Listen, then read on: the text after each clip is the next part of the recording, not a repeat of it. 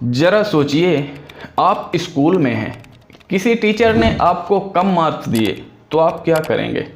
ज़्यादा से ज़्यादा घर आकर गुस्सा निकालेंगे। लेकिन एक शख्स ने अपनी टीचर से बदला लेने के लिए 15 साल इंतज़ार किया। कहानी एक अमेरिकन टीचर की, जिसे उसके ही पूर्व छात्र ने बेटी समेत किडनैप कर लिया और 53 दिनों तक उन्हें टॉर्चर देता रहा। आखिर उस स्टूडेंट ने उन दोनों के साथ ऐसा क्यों किया?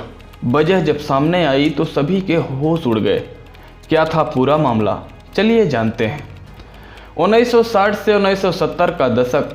अमेरिका के मिनीसोटा में मैरी स्टाफर नामक टीचर रहा करती थी। समय बीतता गया। मैरी की शादी इर्व नामक शख्स से करवा दी गई। दोनों के 2 बच्चे हुए, जिसमें एक लड़का और एक लड़की थे। ये परिवार कट्टर ईसाई परिवार था, जो कि पूजा पाठ में काफ़ी यकीन रखता था। वे लोग अक्सर पूजा पाठ के सिलसिले में फिलीपींस आया जाया करते थे। दिन बीतते रहे। फिर आया 1980 का समय। वे लोग हर बार की तरह एक पूजा के लिए फिलीपींस जाने की तैयारी कर रहे थे। 20 मई 1980 के दिन उन्हें फिलीपींस के लिए निकलना था, लेकिन वे नहीं जानते थे कि इससे पहले उनके साथ क्या होने वाला है। डेली मेल के मुताबिक 16 मई 1980 की सुबह 11 बजे मैरी अपनी 8 वर्षीय बेटी बैथ के साथ सैलून के लिए निकली। दोपहर 1:30 बजे जब दोनों वापस सैलून से बाहर निकलीं, दोनों अपनी गाड़ी की तरफ जाने लगीं कि तभी पीछे से एक शख्स ने मैरी के पीछे बंदूक तान दी। फिर धीरे से कहा कि हिलना मत, मैं जैसा कहता हूँ वैसा करती जाओ, नहीं तो गोली चला दूंगा। उसकी बातें सुनकर मैरी डर गई। फिर उस शख्स ने उन्हें उनकी गाड़ी की तरफ चलने को कहा। इसके बाद बंदूक की नोक पर दोनों को कार में बैठाया। मैरी को गाड़ी चलाने को कहा और बैथी को पीछे बैठा दिया। फिर वो शख्स मैरी को अपनी बताई दिशाओं की तरफ चलने को कहने लगा। उसके हाथ में बंदूक थी, इसलिए मैरी वैसा ही कर रही थी जैसा वो आदमी उसे कहने को कह रहा था। तभी उन्होंने देखा कि आगे एक जगह पुलिस चेकिंग कर रही है। मैरी ने राहत की सांस ली और सोचा कि अब वो बच सकते हैं, लेकिन ऐसा हुआ नहीं। उस शख्स ने वापस अपनी बंदूक मैरी की तरफ तान दी और कहा कि तुम पुलिस के सामने कोई भी हरकत मत करना जिससे उन्हें शक हो, नहीं तो मैं तुम्हें और तुम्हारी बेटी को मार डालूंगा। इसके बाद मेरा जो होगा वो होगा, उससे मुझे फ़र्क नहीं पड़ता। ये सुनकर मैरी और ज़्यादा डर गई और उसने पुलिस के सामने ऐसा कुछ भी नहीं किया जिससे पुलिस को उस आदमी पर शक हो। फिर आगे जाकर एक जगह उसने गाड़ी रुकवाई। वहाँ उस शख्स ने दोनों को उतारा और एक दूसरी गाड़ी के पास ले गया। उसने दोनों से कहा कि वे दोनों उस गाड़ी की डिग्गी में बैठ जाएं, लेकिन डिग्गी काफ़ी छोटी थी। मैरी ने कहा कि हम इसमें नहीं बैठ पाएंगे। शख्स ने फिर भी ज़बरदस्ती उन्हें गाड़ी की डिग्गी में ठूस दिया और दोनों के मुंह में डॉक्टर टेप लगा दी। लेकिन उसे नहीं पता था कि ये सब कुछ कोई और भी देख रहा है। दरअसल वहीं पास में 2 छोटे बच्चे भी खेल रहे थे। उन्होंने जब ये सब होता देखा तो उनमें से 6 साल का जेसन विल्कमैन वहां आ गया। उसने पूछा कि अंकल, ये आप क्या कर रहे हो? जैसे ही उस शख्स ने जेसन को देखा तो उसे भी माँ बेटी के साथ गाड़ी की डिग्गी में डाल दिया।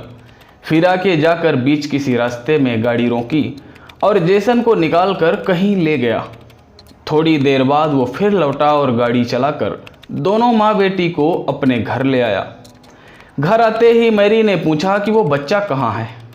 तो शख्स ने कहा कि मैं उसे बीच रास्ते में कहीं छोड़ दिया है। इसके बाद वो शख्स मैरी और वैथ को एक कमरे में ले गया। कमरा देखकर माँ बेटी हैरान रह गए। दरअसल यहाँ उस शख्स ने 2 अलमारियाँ बनाई थी। पहले उसने मैरी फिर बैथ को लोहे की जंजीर से बांधा और उन्हें अलग अलग अलमारियों में बंद कर दिया।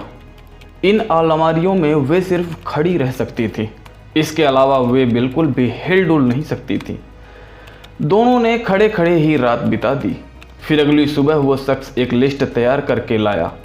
दोनों को अलमारी से निकाला और उन्हें लिस्ट दिखाकर कहने लगा कि ये तुम दोनों के लिए नए नियम हैं। अब तुम दोनों उम्र भर मेरे साथ यहीं रहोगी। बता दें कि जिन जंजीरों से उसने वो दोनों को बांधा था वे उसने खास तौर पर तैयार करवाई थी। ये आसानी से खुलने वाली जंजीरें नहीं थीं। शख्स ने कहा कि तुम दोनों हफ्ते में सिर्फ एक दिन नहा सकती हो और तुम्हें सिर्फ एक ही टाइम का खाना मिलेगा। ये सब सुनकर दोनों माँ बेटी काफ़ी परेशान हो गईं, लेकिन वे चाह कर भी कुछ नहीं कर सकती थी। इसके बाद वो शख्स मैरी को अपने साथ दूसरे कमरे में ले गया। वहाँ उसने उसे एक कुर्सी पर बैठाया और उसके आगे एक कैमरा लगा दिया। फिर खुद कैमरे के पीछे बैठकर मैरी की रिकॉर्डिंग करने लगा। उसने मैरी से कहा कि क्या तुम मुझे जानती हो? मैरी ने कहा नहीं, मैं तुम्हें नहीं जानती। जिस पर उस शख्स ने कहा कि याद करो, मैं तुम्हारा स्टूडेंट था। तुमने मुझे 9वीं कक्षा में गणित में बी ग्रेड दिया था। इस बी ग्रेड के कारण मुझे ना तो किसी अच्छे कॉलेज में एडमिशन मिला और ना कोई अच्छी नौकरी। यहाँ तक कि मुझे ताइवान की सेना में भी इसी के चलते नौकरी करनी पड़ी, जो कि मैं कभी नहीं चाहता था। 15 सालों से कर रहा था बदले का इंतज़ार। उसने बताया कि उस समय उसकी उम्र 14 साल थी और तब मैरी 20 साल की थी। मैरी तब भी उसे नहीं पहचान पाई, तो उसने उसे स्कूल के समय की पुरानी तस्वीर दिखाई। इस तस्वीर में मैरी भी थी और वो शख्स भी था। फिर शख्स ने बताया कि उसका नाम मिंग सेन सी है। वो इस बात का बदला लेने के लिए 15 साल से इंतज़ार कर रहा था। उसने इसके लिए काफ़ी तैयारी की थी। ये सब बताने के बाद मिंग ने मैरी से कैमरे के सामने कपड़े उतारने को कहा। ना चाहते हुए भी मैरी को वो सब करना पड़ा। फिर मिंग ने उसके साथ अप्राकृतिक रूप से बलात्कार किया। इसके बाद आए दिन वो मैरी के साथ रेप करता। मैरी ने भी अब उम्मीद छोड़ दी थी। उसे भी लगने लगा था कि अब ऐसे ही उसकी बाकी की ज़िंदगी गुजरेगी। लेकिन रोज़ रोज़ के इस टॉर्चर के बाद अब मैरी की भी हिम्मत टूट गई और उसने एक दिन उसे कह दिया कि वो ये सब नहीं कर सकती। ये सुनते ही मिंग गुस्से में आ गया और कहा कि वो उसके साथ साथ उसकी बेटी को भी मार डालेगा। बेटी का नाम सुनते ही मैरी ने फिर लाचार होकर उसकी बात मान ली। ऐसे ही कुछ दिन बीते और मिंग ने कहा कि वो मैरी को शॉपिंग पर ले जाएगा। मैरी को ये सुनते ही कुछ उम्मीद जागी कि शायद शॉपिंग के बहाने वो बाहर किसी से मदद मांग पाएगी, लेकिन ऐसा हुआ नहीं। मिंग बेशक मैरी को अपने साथ शॉपिंग के लिए लेकर गया, लेकिन उसने बैथ को अपनी ही गाड़ी की डिग्गी में बांध कर रख दिया ताकि मैरी कोई भी ऐसा कदम न उठा पाए जिससे लोगों को मिंग पर शक हो। यूं ही दिन बीतते गए। फिर आया 53वां दिन। जब मिंग जॉब के लिए बाहर गया था तो मैरी ने पाया कि उसकी जंजीर कुछ ढीली सी हो गई है। उसने जैसे तैसे उस जंजीर को खुद से आज़ाद करवाया और वहीं से पुलिस को फ़ोन करके सूचना दे दी। पुलिस मौके पर पहुंची और माँ बेटी को वहां से आज़ाद करवाया। फिर उन्होंने मिंग को भी गिरफ्तार कर लिया। मिंग को कोर्ट में पेश किया गया। वहां मिंग ने कई चौंकाने वाले खुलासे किए। उसने बताया कि जेसन को उसने पहले ही मार डाला था। साथ ही बताया कि वो 9वीं कक्षा में था तो कहीं न कहीं वो मैरी के प्रति काफ़ी आकर्षित था, उसे पसंद करता था। लेकिन जब उसे गणित में मैरी ने बी ग्रेड दिया तो वो प्यार गुस्से में तब्दील हो गया और फिर वो मैरी से इसका बदला लेने की प्लानिंग करने लगा। उसे इसके लिए 15 साल का समय लगा। उसने इसके लिए 15 सालों तक तैयारी की थी।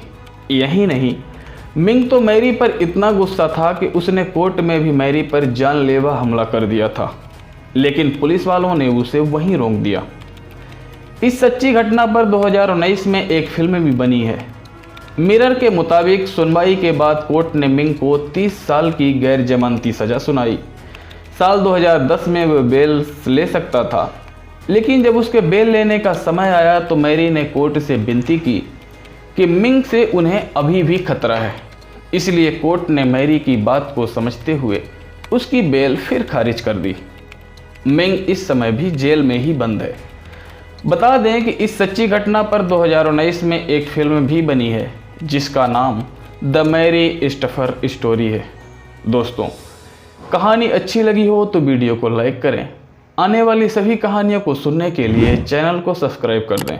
मिलते हैं नेक्स्ट वीडियो में एक शानदार कहानी के साथ। धन्यवाद।